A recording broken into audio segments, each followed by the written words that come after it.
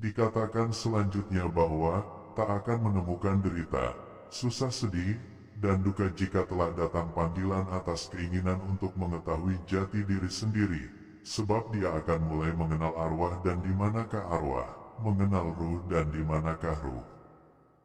Dijelaskan arwah adalah ruh yang menyerupai seluruh manusia yang ada di dunia ini, seperti halnya bapak, ibu, saudara, keluarga, guru, teman, sahabat dan lain-lain.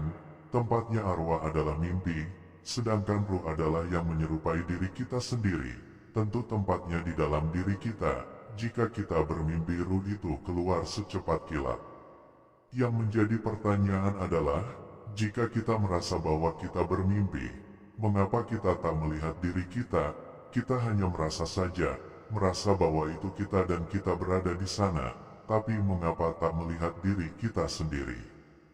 Justru orang lain yang jelas dan nampak, tidak lain tidak bukan sebabnya adalah, kita di kehidupan nyata ini tak pernah riado, beramal-amalan, atau mengamalkan suatu amalan yang membawa kita untuk mengenal diri sejatinya.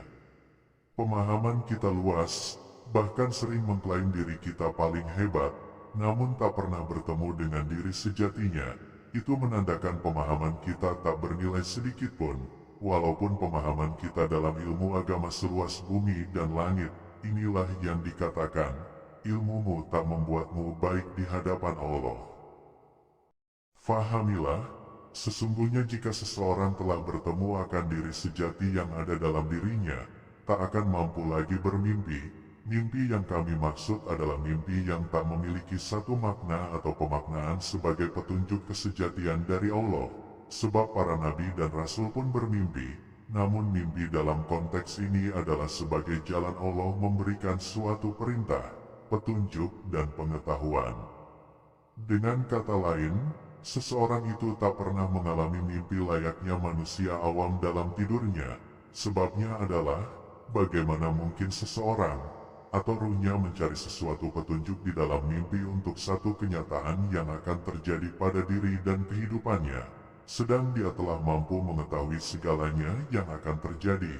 Sebab mengetahui, mengenal dan menemukan diri sejatinya, dari diri sejatinya itulah pesan Allah, perintah Allah dan ilmu Allah tersampaikan langsung, sehingga dalam konteks ini, ada, bahkan banyak para waliullah berkata bergurulah kepada yang hidup, jangan berguru kepada yang mati. Inilah maksud dari kalimat itu sendiri, tak perlu mencari sesuatu dari mimpi, jika kita telah mampu menzahirkan yang batin, maka, dari yang batin yang mampu kita zahirkan itulah, akan sampai pesan, petunjuk, serta perintah Allah secara nyata pada diri kita. Perlu diingat, sebenarnya mimpi itu adalah cara Allah menjelaskan segala sesuatu pada manusia di tingkatan biasa.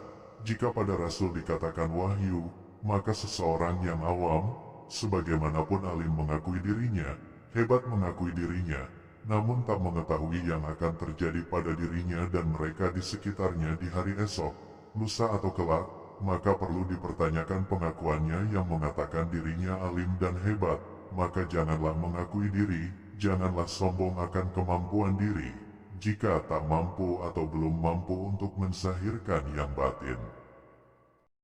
Selanjutnya, dikatakan bahwa sesungguhnya manusia itu harus mampu mengikat tubuh zahirnya menggunakan tubuh batinnya, agar jelas dan nyata bahwa kita bersama, bersatu, saling mengasihi dan mencintai dalam berkehidupan, atau berkegiatan dari baru bangun hingga tidur kembali, tentu dimaksudkan agar mampu satu, apa yang diri yang di dalam katakan, kemudian dipatuhi oleh diri yang di luar, sebab kebanyakan diri kita tak pernah satu antara diri di dalam dan diri di luar, sehingga sering kita rasakan bingung, resah, gelisah, menyesal dan lain-lain.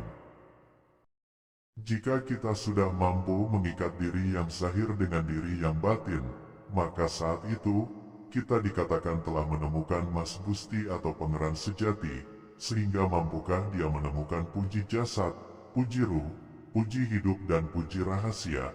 Kami tidak ingin melebar menjelaskan puji yang empat ini, sebab ini memerlukan bayat, sebab pemahaman tentang puji yang empat ini harus didapatkan melalui proses riadoh yang tekun dan luar biasa, sehingga melahirkan ilmu atau rahasia tentang puji yang empat ini. Kami bukan tidak mampu menjabarkannya, namun kami takut atau khawatir disalahartikan, kemudian salah pemahaman, maka carilah orang-orang yang mampu menjabarkan ini. Tanyakanlah pada mereka yang telah melewati proses yang luar biasa, sehingga dikatakanlah kita bijak dalam menuntut.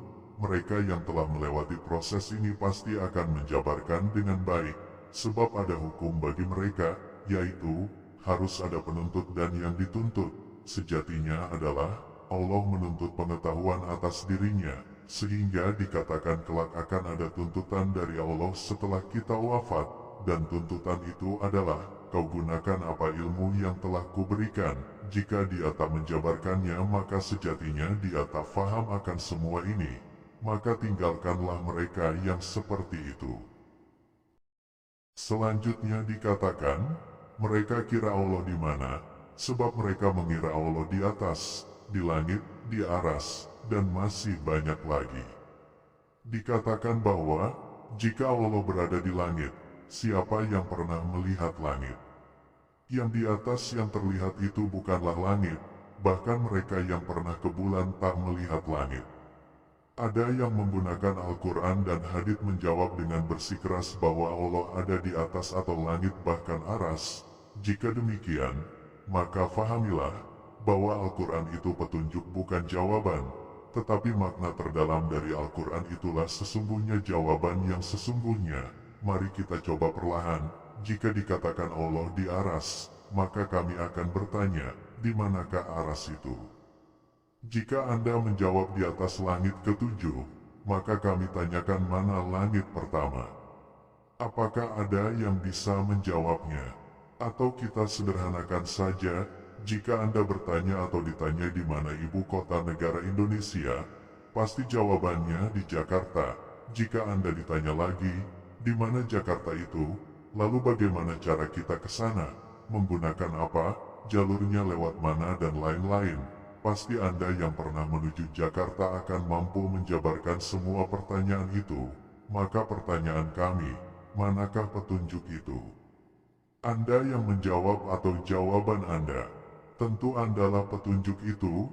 Dari Anda sebagai petunjuk kemudian memberikan petunjuk lagi yang lebih dalam dan detail kepada yang meminta petunjuk.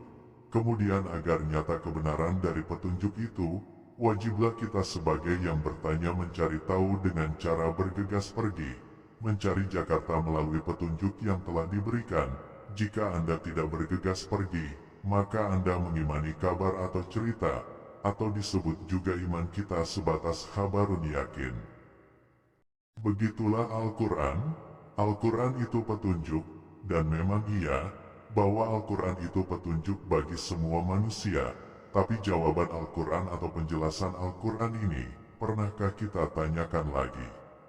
Itulah kelemahan kita. Ketika Al-Quran mengatakan ini atau itu, kita berdiam diri, ikut-ikutan meyakini jawaban dari Al-Quran tanpa pernah menanyakan jawaban itu sendiri. Sehingga alhasil, kita tak menemukan jawaban sejatinya dari petunjuk itu.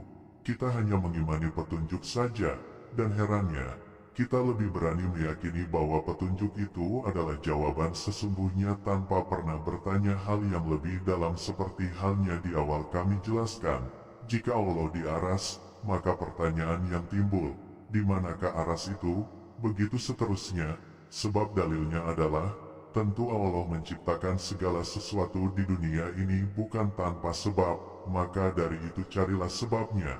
Sebagaimana kita ini, mengapa ada, sebab apa kita diciptakan, agar demikianlah kita memandang, jangan diam tanpa mencari sebab.